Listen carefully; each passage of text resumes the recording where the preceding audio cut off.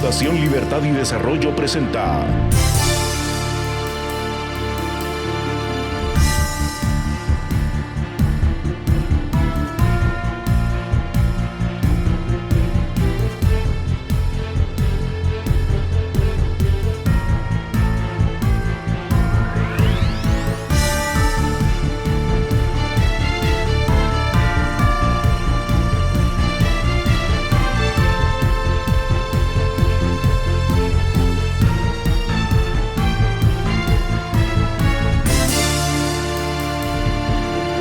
Razón de Estado con Dionisio Gutiérrez. Este año cumplimos 35 años desde la apertura democrática en 1985. De esas 3 décadas y media, casi 2 y hasta hace 7 meses, Guatemala fue gobernada por inútiles, rateros, ladrones, saqueadores, narcos y lavadores de dinero.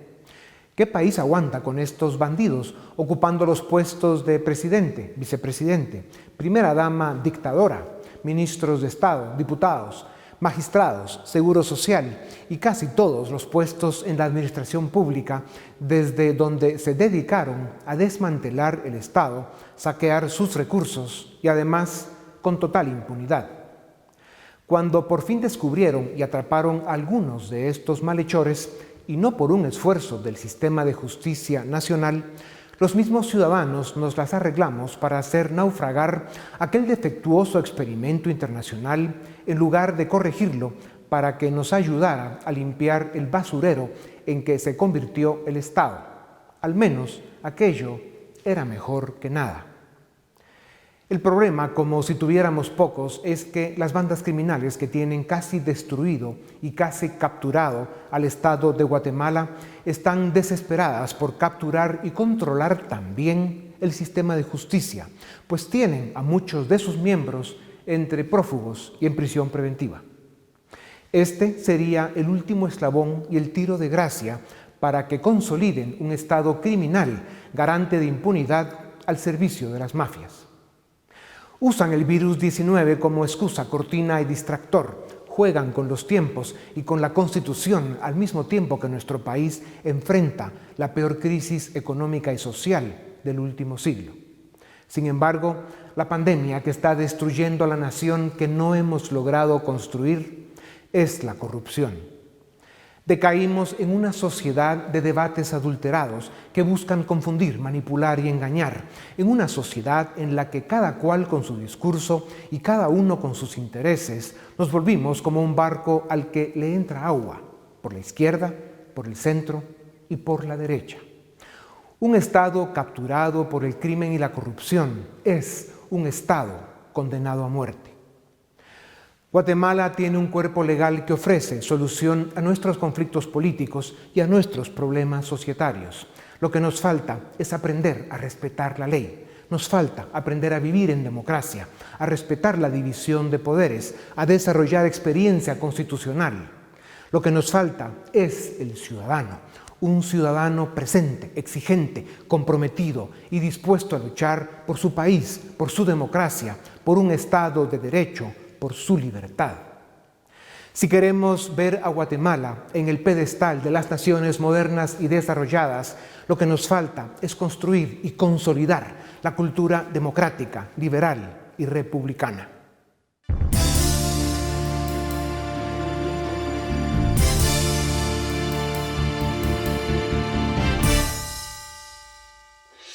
Los eventos de las últimas semanas evidencian que Guatemala sigue hundida en un humillante subdesarrollo político y lejos de ser una democracia republicana con Estado de Derecho. Las mafias de Mariscal Zavala, encabezadas por Sandra Torres, Gustavo Alejos, algunos diputados y varios operadores criminales, intentan controlar la elección de las Cortes de Justicia. Las mismas que deberán resolver si estos personajes logran impunidad o son enviados a donde corresponde, la cárcel.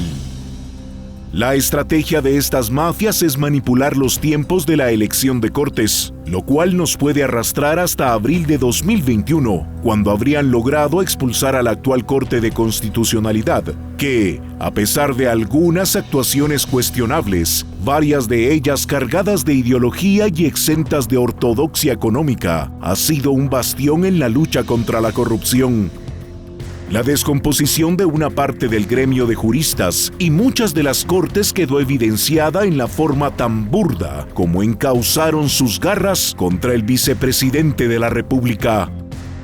Esta conspiración de los idiotas inició con la acción de Nimrod Israel Esteves, uno de esos abogadillos de cartón, títere y merluzo servil a intereses oscuros, quien presentó una denuncia espuria, politiquera e ilegítima contra el vicepresidente de la República.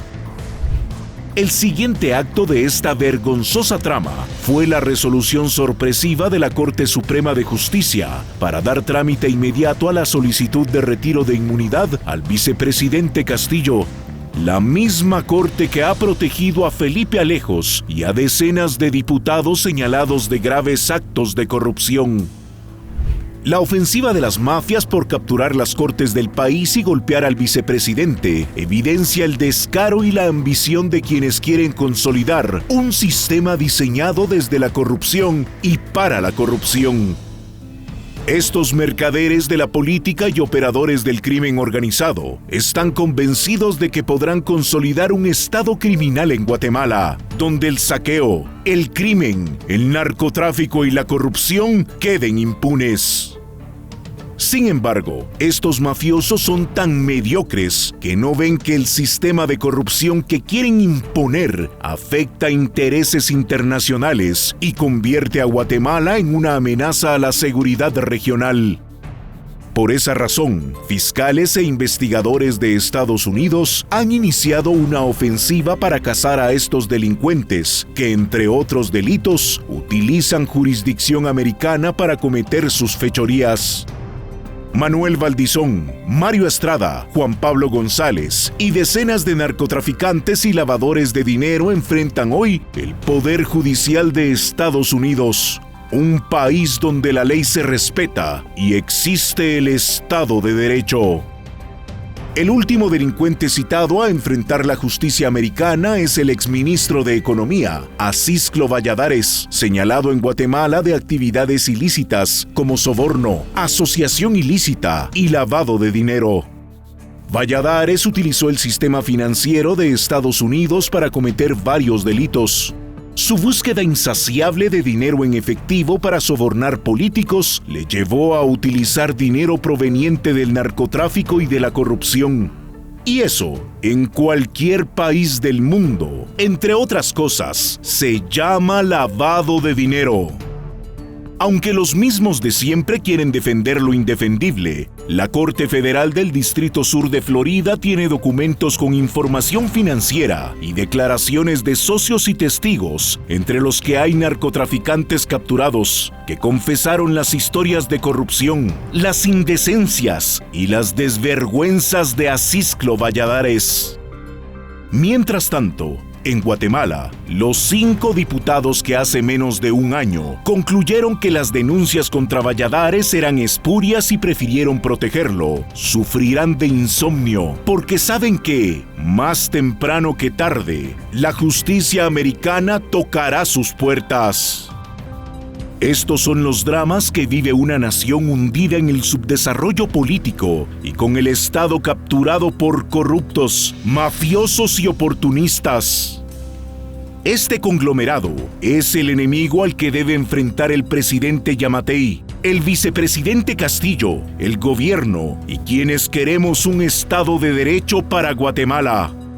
Si no combatimos la captura del Estado, la corrupción y la impunidad, nunca superaremos este humillante subdesarrollo político en que vivimos.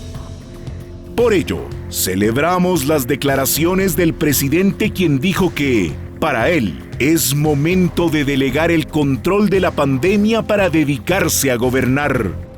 Celebramos también su decisión de trasladar a los ciudadanos la responsabilidad de prevenir los contagios, en libertad, pero conscientes de la necesidad de mascarilla, higiene y distanciamiento social.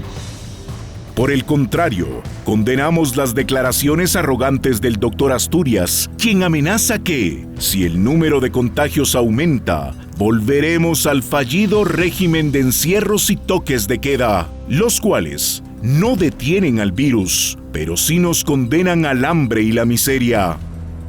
Somos ciudadanos, no esclavos. La evidencia confirma que los encierros hacen más daño que el virus después de las primeras semanas de pandemia. Toca ahora, en libertad con responsabilidad, enfrentar esta tragedia que sufre la humanidad. Presidente Yamatei, tomamos sus palabras de que llegó la hora de gobernar Guatemala.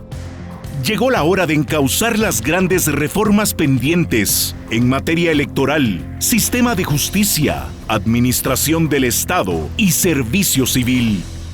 Llegó la hora de ejecutar un plan económico audaz que permita atraer inversión, generar crecimiento económico y promover oportunidades de trabajo.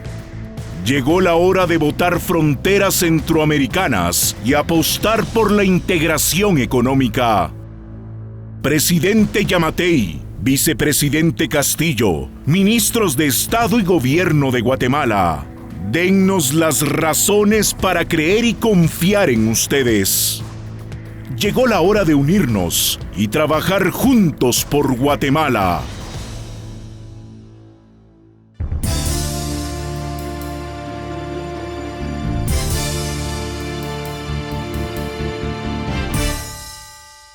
Bienvenidos a Razón de Estado. Tengo el gusto de presentarles a don Pedro Brolo Vila, ministro de Relaciones Exteriores. Es licenciado en Administración con maestría en Análisis y Administración de la Confiabilidad y tiene una especialización internacional en Derechos Humanos, Cambio Climático, Políticas Públicas, entre otras cosas. Señor Canciller, bienvenido a Razón de Estado. Muchas gracias por su tiempo.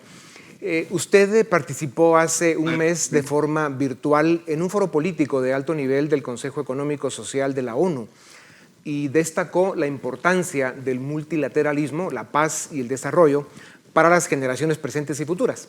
La crisis en 3 dimensiones que provoca la pandemia económica, social y política expone a las incipientes democracias como la de Guatemala, a serias amenazas en su estabilidad política.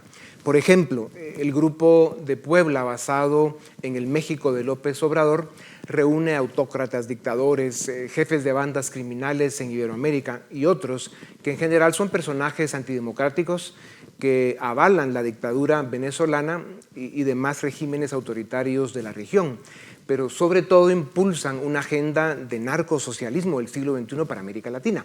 ¿Cómo quedan el multilateralismo, la paz y el desarrollo, que solo se pueden dar en libertad y en democracia, de frente a amenazas como esta? ¿Qué acciones puede y debe tomar Guatemala para contrarrestar el avance del autoritarismo, del populismo y de cualquier amenaza contra las libertades civiles en la región?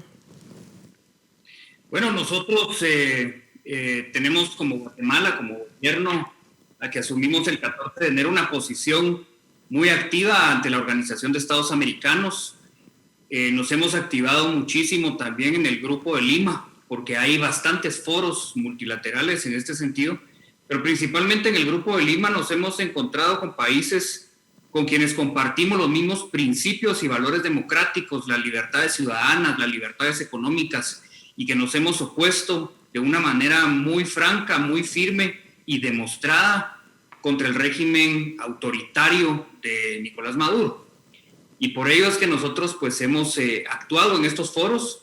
Vale decir que Guatemala, Colombia y Brasil hemos tomado pues una posición bastante más firme que otros países y preservamos esos valores que debemos tener todos los países para poder garantizar a todos nuestros ciudadanos unas libertades económicas, sociales y ciudadanas adecuadas. Estamos también dentro del foro regional del sistema interamericano de integración centroamericana y el sistema de integración económica centroamericano, buscando los mejores espacios para poder consolidar esas libertades económicas, pero no solamente la integración, sino estamos hablando de integridad económica.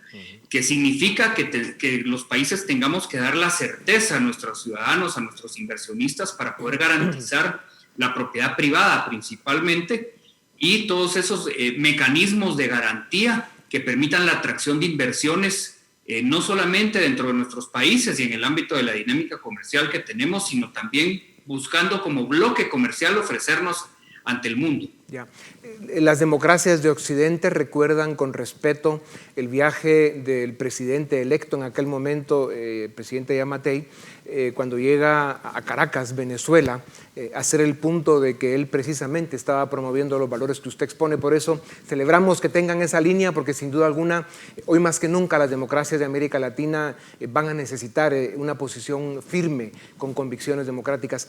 Señor Canciller, la mejor política exterior para un país subdesarrollado es presentarse ante el mundo como una nación que se esfuerza por cumplir con la primera responsabilidad de una democracia, que es tener instituciones sólidas y funcionales, respetar la división de poderes y preservar el Estado de Derecho. El presidente Yamatei y su gobierno recibieron un país que venía de la oscuridad, por decir lo mínimo, a causa del desastre de los últimos dos gobiernos, el de Coloma y Sandra Torres y el de Jimmy Morales, que dejaron a Guatemala en la bancarrota moral, financiera e institucional. Encima, a ustedes los recibe el primer trimestre de su gobierno con una pandemia. ¿Cómo cambió esta crisis su agenda en política exterior, canciller? ¿Cuál es la visión y la estrategia en las relaciones internacionales para fortalecer precisamente lo que nos hace más fuertes, una democracia de instituciones? Claro, nosotros definitivamente encontramos bastantes retos que venían no solamente del gobierno anterior, sino históricos, ante instituciones bastante colapsadas, debilitadas. Encontramos un sistema de salud bastante precario. Ahora, en lo que corresponde a la política exterior, también encontramos canales de comunicación bastante desgastados, relaciones que se habían puesto en riesgo. Por ejemplo, la forma en la que se cerró la embajada de Suecia, porque aquí en diplomacia muchas veces la forma es el fondo, y no se tuvo la cautela adecuada como para poder ver que la forma en la que se cerraba la embajada de Suecia podía poner en riesgo nuestra relación con la Unión Europea. Si nosotros queremos ver de una manera amplia nuestras relaciones multilaterales, nuestros espacios y nuestros mercados potenciales económicos, comerciales, políticos, tenemos que tener ciertas finezas en atenciones como esa. El hecho de que nosotros estemos recuperando esas relaciones nos está abriendo el camino incluso para que podamos nosotros tener espacios ya de una CIA dentro del Foro Económico y Social de Naciones Unidas, pero también poder encontrar esos espacios que nos permitan a los guatemaltecos, porque al final de cuentas poder entrar a esos mercados grandes que nosotros estamos viendo. Tenemos una política exterior ahorita que estamos enfocando muy agresivamente hacia el comercio, inversión y turismo. Tenemos que hacer ver a Guatemala, cambiar la dinámica. Estamos en una estrategia de cambio de percepción de Guatemala hacia el mundo, y esto quiere decir que nosotros tenemos que hacer verle al mundo que ya no somos un país en conflicto armado, que estamos haciendo nuestros esfuerzos en materia de derechos humanos, porque es la única forma que vamos a poder darle certeza a la inversión extranjera, a que nuestros productos puedan entrar en nuevos mercados y a que podamos vernos con un potencial turístico grande. Ya. Hacía años que no escuchábamos este tipo de planteamiento por parte de un canciller de nuestra república. Canciller, ustedes recibieron una nación que sufre del peor subdesarrollo de todos, el subdesarrollo político, pues este impide que se avance en el frente económico y social. Además recibieron un Estado capturado por corruptos, mafiosos y oportunistas. Es el complejo enemigo al que debe enfrentarse el presidente Yamatei, el vicepresidente Castillo, el gabinete de ministros y quienes queremos un Estado de derecho para Guatemala. Si no combatimos la captura del Estado, la corrupción y la impunidad, nunca superaremos este humillante subdesarrollo político en que vivimos. Por eso, canciller, celebramos las declaraciones del presidente cuando dijo que para él es momento de delegar el control de la pandemia para dedicarse a gobernar. Celebramos también su decisión de trasladar a los ciudadanos la responsabilidad de prevenir los contagios. en libertad, pero conscientes de la necesidad de mascarilla, higiene, distanciamiento social, como lo escuchamos a toda hora en todos los sitios. Esta estrategia nos presenta como un pueblo más responsable, realista y decidido para enfrentar la pandemia. En un país con tantas limitaciones como el nuestro, canciller, ¿cree usted que esta es la mejor estrategia para Guatemala y la mejor imagen y resultado, la que mejor imagen y resultado nos dará de cara a la comunidad internacional para negociar, por ejemplo, cooperación y financiamiento? Bueno, nosotros tenemos muchísimos retos. Definitivamente se están haciendo todos los esfuerzos necesarios para enfrentar esta pandemia y todo lo que encontramos, como desde el principal hecho de que tenemos que empezar a fortalecer de nuevo todas las instituciones del Estado, hacer que haya más presencia del Estado en el país para poder garantizar que llegue y se tenga más acceso y beneficios sociales en el interior del país, principalmente en las áreas donde tenemos mayor potencial migratorio. Nosotros definitivamente tenemos que garantizar o trabajar muchísimo para hacer ese cambio de percepción de país, para que nos vean desde un modelo distinto de país, un modelo de un país que está en desarrollo, porque sí lo tenemos que ver así, somos el país más grande de la región y estamos dentro de los principales países con mejores índices macroeconómicos de la región, incluso dentro de la pandemia. Tenemos que entender que obviamente esta pandemia nos está poniendo en situaciones riesgosas, delicadas, pero que todos los países a nivel mundial están atravesando por esas crisis políticas, económicas y sociales, pero que vale la pena decir que es importante que esto no solamente lo hagamos el gobierno, esto es un esfuerzo conjunto que tenemos que hacer con la sociedad en general. Y ahí es donde me recuerdo de una llamada que tuve con la canciller de Corea del Sur, donde me dijo que uno de los grandes éxitos que ellos habían tenido para lograr la atención y poder cautelar la crisis de una manera controlada y empezar a caminar hacia el crecimiento económico había sido porque toda la ciudadanía en general había tomado su responsabilidad adecuada y se había comprometido en ese ejercicio y en esa dinámica conjunta que tiene que hacer tanto el gobierno como la sociedad para poder salir adelante. Ya. Canciller, regresando al tema económico, estamos haciendo la gestión para entrevistar la semana entrante al ministro de Economía para hablar de la reactivación económica de la que ya usted nos adelantó bastante el papel que está jugando la Cancillería. Pero si usted pudiera resumir cómo puede sumar el ministerio que usted dirige en ese gran desafío de la nación que es la reactivación económica, ¿cómo bautizaría con un solo nombre el esfuerzo que usted tiene que hacer?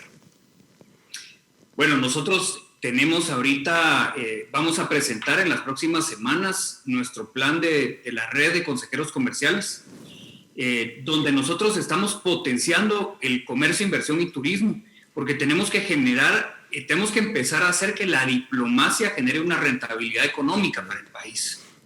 Eso es muy importante y lo vamos a medir a través de una resultados donde vamos a poder saber exactamente cuántos turistas nuevos están enviando cada misión diplomática en cada país, cuánta exportación nueva de productos guatemaltecos está llegando y cuánta inversión extranjera de cada país está viniendo a Guatemala.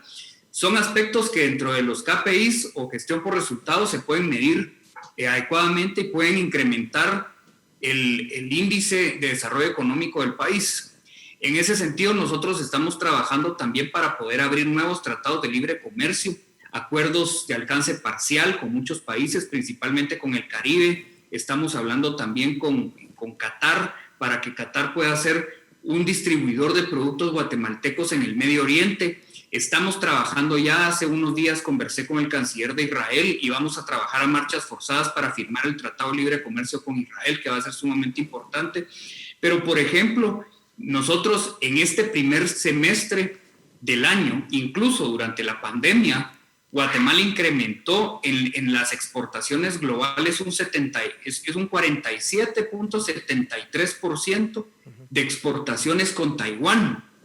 En cobre y derivados un 76%, en tabaco un 27%, en frutas congeladas un 14% y las exportaciones de café a Taiwán aumentaron 120% y 77% creció la exportación de azúcar, solamente en un país.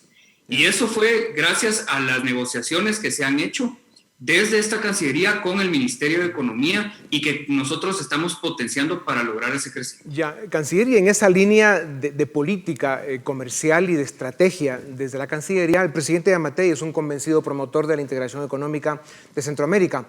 Esta integración puede ser, sin duda alguna, el factor determinante para una vigorosa reactivación económica no solo de Guatemala, sino de la región centroamericana. ¿Cómo se sentiría usted de ser el canciller que en nombre del presidente promueve y logra la integración económica de Centroamérica y cambia la historia de la región? Bueno, para nosotros sería un logro enorme en el que estamos trabajando. De hecho, se había iniciado un proceso desde los presidentes y el presidente Yamatei había hecho ya las gestiones necesarias con el presidente de Honduras y con el de El Salvador para empezar ese proceso de integración aérea, donde se iban a tratar cielos abiertos, acuerdos de cielos abiertos, un desaduanaje, o sea, romper aduanas para poder integrar el intercambio de personas, la libre locomoción de personas y productos entre nuestros países, cosa que obviamente dentro de los protocolos sanitarios durante la pandemia tuvo que cambiar lamentablemente, pero que nosotros esperamos que la nueva normalidad nos permita poder también ponernos manos a la obra en poder integrar esos esfuerzos y homologar protocolos sanitarios. El presidente me ha pedido que me ponga de acuerdo con los demás cancilleres para que podamos hacer una apertura conjunta de los aeropuertos de una manera integrada, donde podamos ponernos de acuerdo entre los ministerios de salud pública de cada uno de los países cuáles van a ser los protocolos aéreos que se van a utilizar a partir de ahora, principalmente para garantizar el menor riesgo y vulnerabilidad de los pasajeros. Pues ojalá que con esa apertura de aeropuertos que esperamos que sea pronto, agarren aviada y de una vez se consolide la tan necesitada integración económica para Centroamérica, que sin duda alguna, probablemente, mejor dicho, sin duda alguna, cambiaría la historia de nuestra región.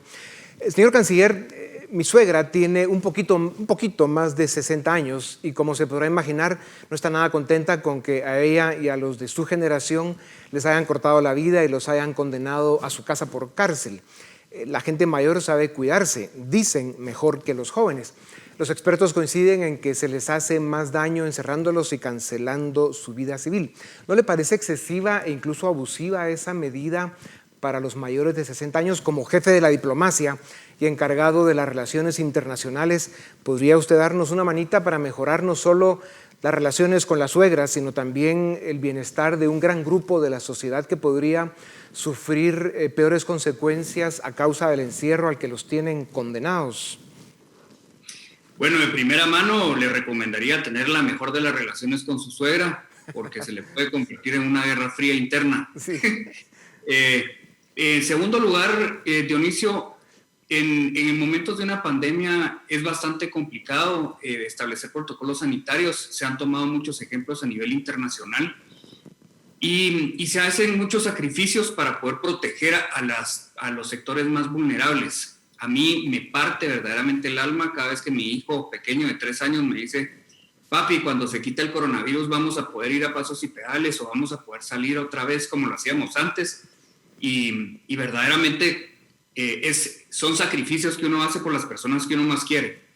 Entonces, creemos nosotros que se tienen que tomar estas decisiones que son temporales, pero que son para proteger a las personas que más vulnerabilidades tienen. Le agradeceríamos si le lleva el mensaje al doctor Asturias de que somos ciudadanos, no esclavos, que la evidencia confirma que los encierros hacen más daño que el virus después de las primeras semanas de pandemia y que toca ahora, como ya el presidente lo ha estado insistiendo, en libertad con responsabilidad enfrentar esa tragedia que sufre la humanidad. O sea, estamos de acuerdo con el presidente, insisto, en que es una responsabilidad de cada quien. En Guatemala y en cualquier país democrático y civilizado del planeta. ¿Nos haría la campaña, canciller? Nos quedan pocos segundos. Voy a trasladar su mensaje. Gracias, canciller. Para terminar, señor canciller, en nuestro documental, al final, le pedimos al gobierno que nos dé las razones para creer y confiar en ustedes y que llegó la hora de unirnos para trabajar juntos por Guatemala. A pesar de las tragedias que está provocando esa pandemia, para quienes creemos en ustedes, ¿se anima a afirmar usted, señor canciller, aquí y ahora, que el gobierno del presidente Yamatei tiene la gran oportunidad y puede pasar a la historia como el gobierno de transición que inició los cambios y las grandes reformas que el país necesita? Definitivamente nosotros sabemos que tenemos grandes retos. Este es un momento históricamente complicado, no solo para Guatemala, sino a nivel mundial. Estamos sacándolo con la cara al frente, con todo el mejor deseo de cambiar el país tal y como nosotros iniciamos. Y ténganlo por seguro que de parte de este servidor y del gabinete y el presidente van a tener la mejor de las voluntades y deseos de poder sacar adelante este país. Tenemos todavía mucho tramo que recorrer. En el gobierno sentimos que llevamos años trabajando y apenas son 6, 7 meses, pero lo estamos haciendo con la mejor de las voluntades, con los mejores deseos y este país va a salir adelante, eso estamos seguros, va a salir adelante, vamos a salir adelante, sí. Y estamos enfocándonos muchísimo en este momento en el desarrollo económico. Pues muchas gracias, señor canciller. Sin duda alguna, los ciudadanos responsables necesitamos que su gobierno sea exitoso y que juntos saquemos el país adelante, especialmente, como usted bien lo dijo, dentro de estas circunstancias tan complejas que vive el mundo. Muchísimas gracias por su tiempo, a ustedes también gracias. Esto es Razón de Estado.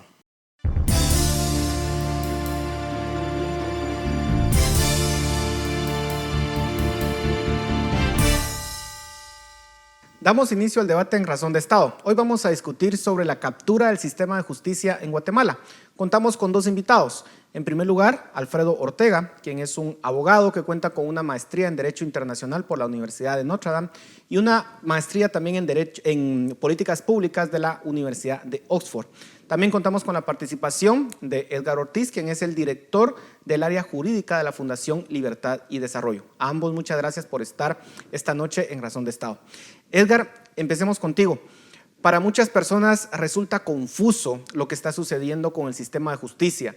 Vemos que van ante juicios, vemos acciones del MP, vemos acciones de diferentes actores. La pregunta es, ¿está siendo tomado el sistema de justicia por las mafias y por el crimen organizado? ¿Cuál es la evidencia al respecto? Gracias, Paul. Yo creo que la pregunta es muy importante porque a veces nos perdemos con todos estos detalles que obviamente para los abogados son más o menos comprensibles, pero para la población no. Pero vayamos a la esencia. No nos olvidemos que en 2014, cuando se eligió a la actual Corte Suprema de Justicia, la sesión en el Congreso para elegir a los magistrados duró 40 minutos. O sea, en 40 minutos ellos decidieron quién iba a ser la Corte Suprema de Justicia. Y luego, años después, hubo pues algunos magistrados que tuvieron que renunciar por señalamientos criminales. Hay 2 de ellos que renunciaron, una de ellas, que es Blanca Stalin, guarda prisión preventiva. Luego Manuel Valdizón, en una confesión, prácticamente revela cómo se acordó de forma oscura la negociación para integrar esa Corte Suprema de Justicia. O sea que esa evidencia es muy contundente.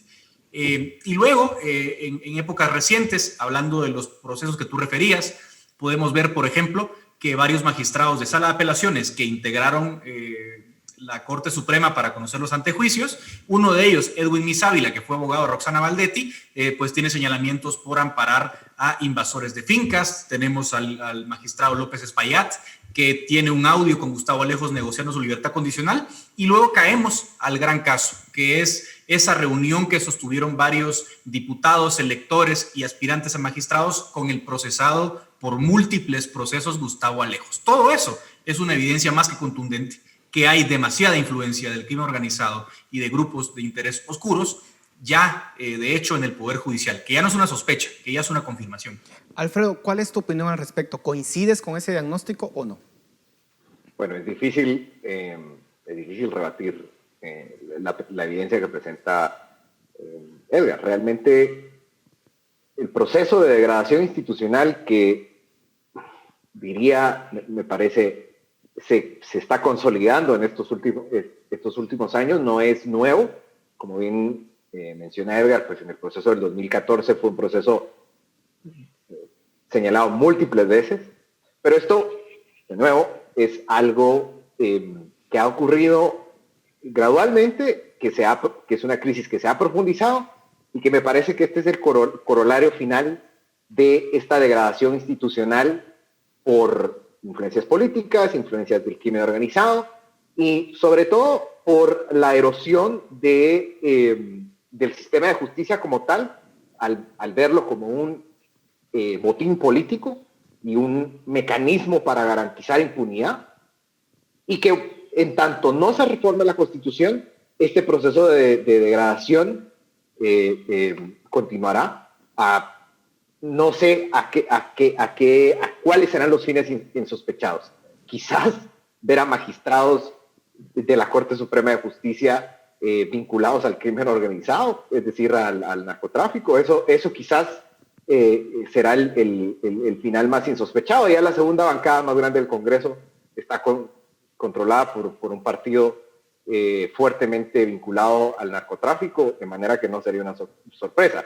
Así que sí, estoy muy de acuerdo con Edgar en su lectura, y me parece que sobre todo es por esta debilidad institucional que se manifiesta, ¿no? a través de estos procesos. Edgar, en esta lucha por el sistema de justicia, vemos, por ejemplo, que las órdenes, los dictámenes de la Corte de Constitucionalidad básicamente no son obedecidos, no son acatados. Vemos a un Congreso que básicamente no toma acciones dadas estos dictámenes que ha hecho la Corte de Constitucionalidad, y vemos que la Corte Suprema de Justicia también está en la misma situación. Estamos viendo que la Corte de Constitucionalidad básicamente nadie la está respetando.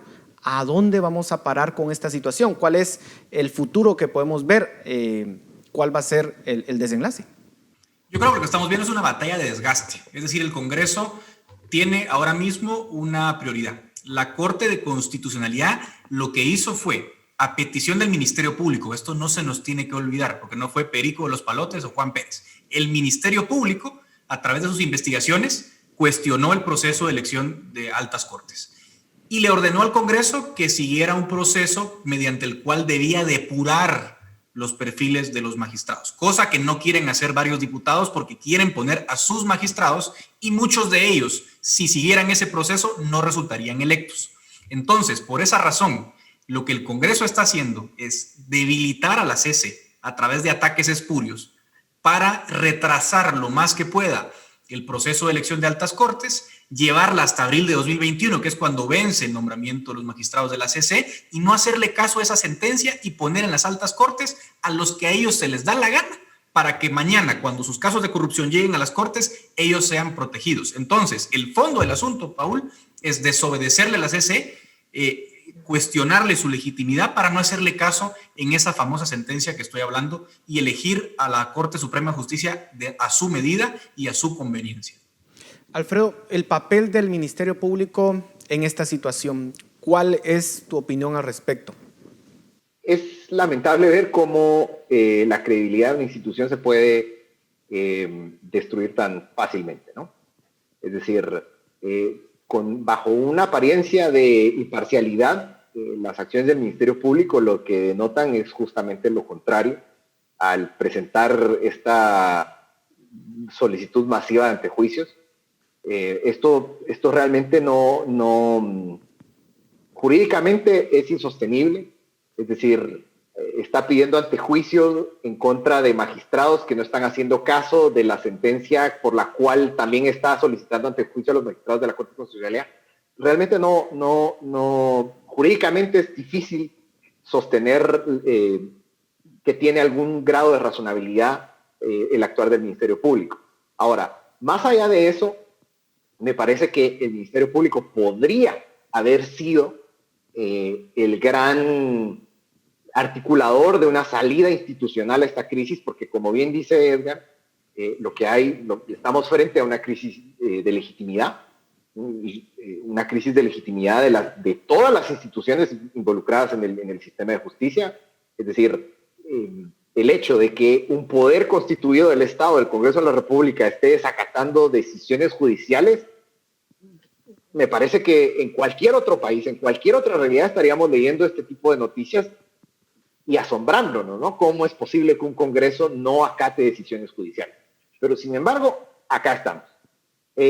Y me parece que, tristemente, esa oportunidad que estaba abierta para que el Ministerio Público reaccionara ante esta crisis de legitimidad y pudiese dar una salida institucional a esta crisis, se perdió, y, por el contrario, las acciones del Ministerio Público vienen a profundizar la crisis en la que nos encontramos. ¿Cuál va a ser realmente la forma en que se va a resolver estos antejuicios que planteó el MP, Edgar? Porque básicamente planteó antejuicios para muchísimos funcionarios públicos. ¿Cuáles son los escenarios que se podrían ver? A mí está claro, aquí hay antejuicios contra los magistrados de la Corte de Constitucionalidad y luego contra diputados y contra magistrados de la Corte Suprema. ¿Qué va a pasar? Que los antejuicios de la Corte Suprema los conoce el Congreso. El Congreso va a proteger a la Corte Suprema porque ha sido su aliada y es su alfil o su peón en esta batalla. Y los antejuicios contra los diputados los conoce la Corte Suprema de Justicia, que como acabo de mencionar, como es aliada del Congreso, sencillamente los va a dormir eternamente y nunca va a pasar nada.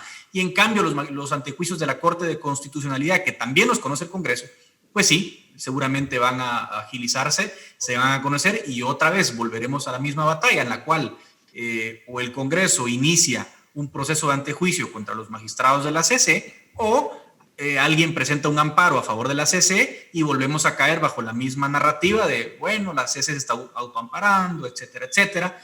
Pero el fondo del asunto es que sabemos perfectamente que de todos los antejuicios, los únicos que van a prosperar son los que son dirigidos a los magistrados de la CC y los demás no va a pasar absolutamente nada. Nos estamos acercando rápidamente a la elección de una nueva Corte de Constitucionalidad. Estamos a meses de eso. ¿Cuáles son los actores relevantes en esa lucha por tomar el poder de la Corte de Constitucionalidad? Alfredo. Bueno, estamos, me parece, a mi juicio, justamente en la lucha por definir uno de esos actores claves. Como sabemos, los magistrados de la Corte de Constitucionalidad son seleccionados, uno por la Corte Suprema, uno por el Congreso, uno por el Ejecutivo, otro por la Universidad de San Carlos y otro por el Colegio de Abogados. El resultado de la elección de Cortes va a definir quién controla la mayoría en la Corte de Constitucionalidad.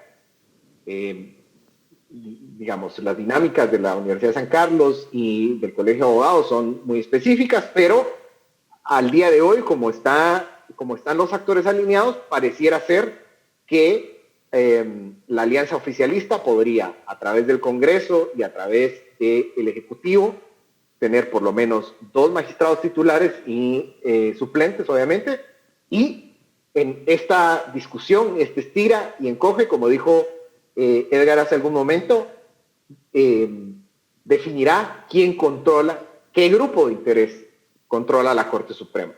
Si la Corte Suprema de Justicia está controlada por grupos de interés que buscan impunidad, pues de manera similar, quien vaya a ser designado o designada como a una magistratura de la Corte de Constitucionalidad tendrá el mismo mandato. Edgar, en este sentido, ¿cómo ves también esta elección? ¿Es una elección que va a resultar en una consolidación del Estado de Derecho en Guatemala o corremos realmente el riesgo de caer en este índice? No, yo coincido con la lectura de Alfredo y corremos el riesgo de que ahora la CC esté capturado por el poder político y obviamente, a su vez, el poder político está nutrido de crimen organizado en muchas de sus facciones. Entonces, ¿qué va a pasar? El Congreso ya tiene una alianza alineada con intereses oscuros. Ellos van a nombrar seguramente un magistrado de la CC. Y fíjense aquí, tal vez la estrategia puede ser interesante. Como esta Corte Suprema de Justicia es afín a esa alianza mayoritaria en el Congreso, puede hacer que eso explique el retraso en el nombramiento de la Corte Suprema, porque ellos saben que con esta Corte Suprema de Justicia actual nombrarían a un magistrado titular y a un suplente de la CC que les beneficie a ellos. Y como dijo Alfredo, el número mágico es 3. Si tienen 3 magistrados en la CC, ellos ya controlan todo. Entonces tendrían uno por parte del Congreso, uno por parte de la Corte Suprema de Justicia actual, o la que ellos nombren si es afín a ellos, y ya solo les faltaría buscar un voto más, un magistrado más, y ellos controlarían y consolidarían la captura del Estado. Así que, para responder concretamente a tu pregunta, es sí, lo más probable es que los poderes oscuros acaben controlando también a la Corte de Constitucionalidad, que con todos sus errores y las críticas que le podamos hacer a la actual magistratura, no es precisamente una magistratura que responda al actual poder político, y esa es la molestia en estos momentos de varios diputados. Ahora, claramente lo que vemos es que este sistema necesita ser reformado y se ha hablado muchas veces al respecto. Llevamos posiblemente 20 años discutiendo el tema y nunca lo logramos concretar. ¿Es posible hablar de una reforma al sistema de justicia en estas condiciones y con los actuales, digamos, actores? Es necesario, es impostergable la discusión nacional sobre la reforma al sistema de justicia. Pues bueno, como sabemos, ya hace algunos años se presentó una propuesta que fracasó precisamente por la falta de apoyos políticos. Y ahora lo que me preocuparía en lo personal es en manos de quién conduce el liderazgo de algo tan importante como la reforma al sistema de justicia. Es decir, son pocas cosas las que hay que cambiar. Tampoco es que tenemos que modificar la ingeniería total del Estado de Guatemala. Lo que necesitamos son jueces de carrera que sean seleccionados con base en sus méritos personales y profesionales y que sean ajenos al poder político. Ahora, esas tres cosas se logran por medio de cambios en cuanto a la forma que se nombran, cada cuánto se nombran, que no tendrían que ser tan controversiales, pero pues son muchos años que la clase política de este país está acostumbrada a ver un alfil, como dijo Edgar, en las cortes del país. Y romper ese esquema de poder y esa lógica de poder me parece que será bastante difícil. Edgar, ¿ves posible una reforma al sistema de justicia? ¿Ves posible que se pueda rescatar este proceso de degradación de la justicia que ustedes han descrito? Lamentablemente, como dice Alfredo, el proceso es necesario, si no vamos a estar en 4 años en las mismas, otra vez denunciando la captura de las cortes, etcétera, etcétera. Pero Alfredo da en el clavo, ¿quién la va a liderar? Para mí habría que hacer un llamado en estos momentos al presidente de la República, quien ha sido la persona que en marzo de este año dijo, miren, yo voy a liderar ese proceso, porque si no hay un líder de una reforma a la justicia en el sentido correcto, las cosas no van a cambiar. Y probablemente, independientemente de la opinión de cada quien, el presidente es quizás el único en estos momentos que podría, en todo caso, liderar algún esfuerzo. En el Congreso es muy difícil porque hay 19 bancadas, entonces ahí no va a pasar absolutamente nada. Entonces el presidente tiene aquí un mandato. Él representa la unidad nacional, él es un líder, digamos, por su cargo, por su posición, y sería el único, en todo caso, que podría emprender este esfuerzo y ojalá lo haga. Lo anunció, pero ojalá lo logre hacer. Alfredo, vemos cierta indolencia de alguna parte de la ciudadanía sobre el tema porque lo ven a veces muy lejano. Piensan que lo que suceda en el sistema de justicia en última instancia no les termina afectando. ¿Podrías explicarnos en pocos segundos cuál es la relación entre la justicia y la vida común de los ciudadanos? ¿Cómo les afecta? Estoy de acuerdo que es difícil para un ciudadano común y corriente relacionarse con estas discusiones de amparos por aquí, amparos por allá. Pero al final de cuentas, para la ciudadanía me parece que lo que tiene que ponerse a pensar cuando decimos que queremos un sistema de justicia independiente, eficaz y fortalecido, es que el día que las personas sean objeto de la delincuencia común, el día que las personas sean objeto de algún problema con personas con quienes ejercen contratación en el día a día, pues tengan un lugar a donde ir y reivindicar sus derechos y pedir que se cumplan sus derechos. Me parece que en términos generales la ciudadanía tiene que saber que un sistema de justicia independiente y eficaz es la única forma que se van a proteger sus derechos fundamentales. Bueno, y con esas palabras terminamos. Muchas gracias a ambos por sus reflexiones. A ustedes muchas gracias por su atención. Nos vemos la próxima semana.